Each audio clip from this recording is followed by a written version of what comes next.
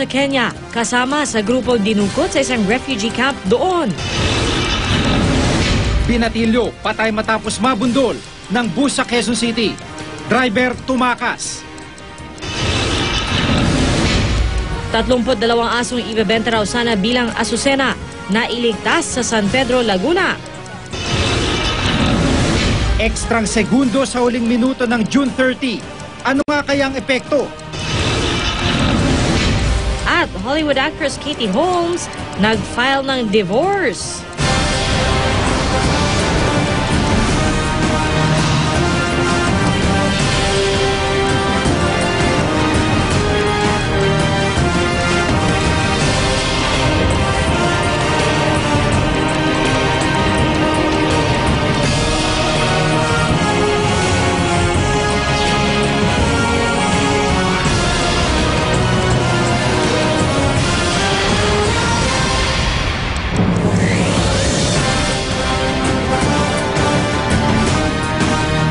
Gabi po, isang Filipino aid worker sa Kenya ang kabilang sa grupong dinukot sa isang refugee camp doon. Ayon po sa ating Department of Foreign Affairs, sumingi na ng tulong ang embassy sa Nairobi at Kenyan authorities para mailigtas si Glenn Costes at 3 pang foreign nationals. Nasa isang convoy raw ang mga biktima ng paputukan at dukutin ng mga suspect na hininalang konektado sa Al-Qaeda terrorist group.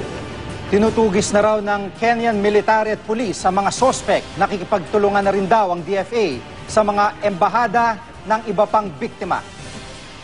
Kaligtasan mo sa Alerto 24. Dead on the spot ang isang binatilyong na hit and run sa Kaingin Road, Quezon City kaninang madaling araw. Bus ang nakabundol sa biktima at ang driver nito tumakas. Si Haji Reyeta, naka-Alerto 24. Naiwang nakahandusay sa bahagi ito ng Kaingin Road sa Barangay Apolonio, Samson, Quezon City ang isang binatilyo matapos namanong mabundol ng isang bus alas 2 kaninang madaling araw.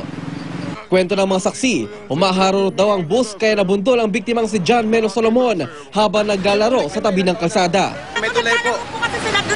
Naglalaro po sila doon tapos po umakit. Nakita po ng driver ng bus.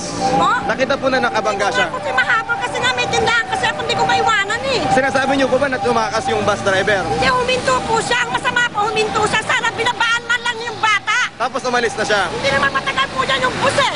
May tumawag lang sa barangay. Oo. Pagdating namin, ganyan. Nasagasaan po ng bus.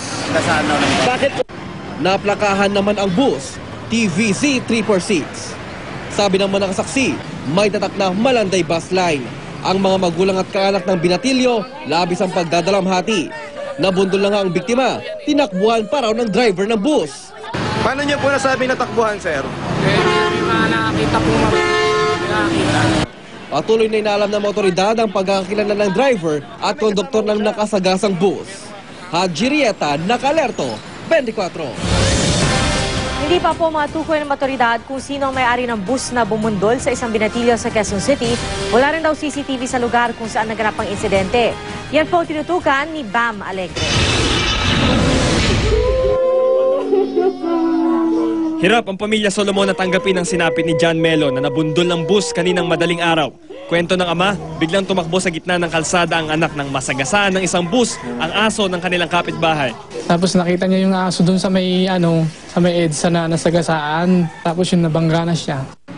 May nagmagandang loob daw na testigo na pasahero ng nakasagasang bus. May papakita raw nito ang kanyang trip ticket para positibong matukoy ang linya ng bus. Hindi pa rin matukoy ng mga pulis ang linya ng bus na nakabundol sa biktima. Sa ngayon, pinapalo up na ng mga mga tagapa ng operatibo natin sa Karingal. Sana po dun sa may nagmamayari po ng bus na yun, sana kung ang driver niyo pinagkaroon po ng na-aksidente po siya, sumuko na lang po. Bam Alegre, nakatutok 24 oras. Kahapon po ay binalita ng GMA News ang tungkol sa isang batang ikinadena ng sariling magulang sa Caloocan. Ang ganitong insidente ayon sa mga eksperto, may pangmatagalang epekto sa batang nakaranas ng pang-aabuso. Nakatutok si Rida Reyes. Nasa holding center pa rin ng Caloocan Social Welfare Department ng 12 anyos dalagitang ikinadena ng kanyang mga magulang sa loob ng kanilang bahay. Kwento ng biktima, 3 araw na raw siyang nakakadena sa kama bago na iligtas ng mga otoridad. Ikinadena siya nang maglayas siya noong 1 linggo. Nag-drugs po siya, kaya lumayas. Formal lang kinasuhan ng slight physical abuse ang ina na ngayon nakakulong na. Oo, inamin ko naman yun eh. Mali ako doon. Ang inaano ko, sabi ko sa kanya, mag-aral ka anak para makagraduate ka. Ang mga insidente ng pananakit na gaya nito, di na bago. Katunayan, sa tala ng grupong Child's Rights Network, 8 sa 10 Pilipinong bata ang nakakaranas ng physical violence bago pa man sila mag-12 anyos. Maraming batas na nangangalaga sa mga kabataan pero madalas pa rin itong nasusuway ng mga magulang. They lose their self-esteem. They don't believe in themselves.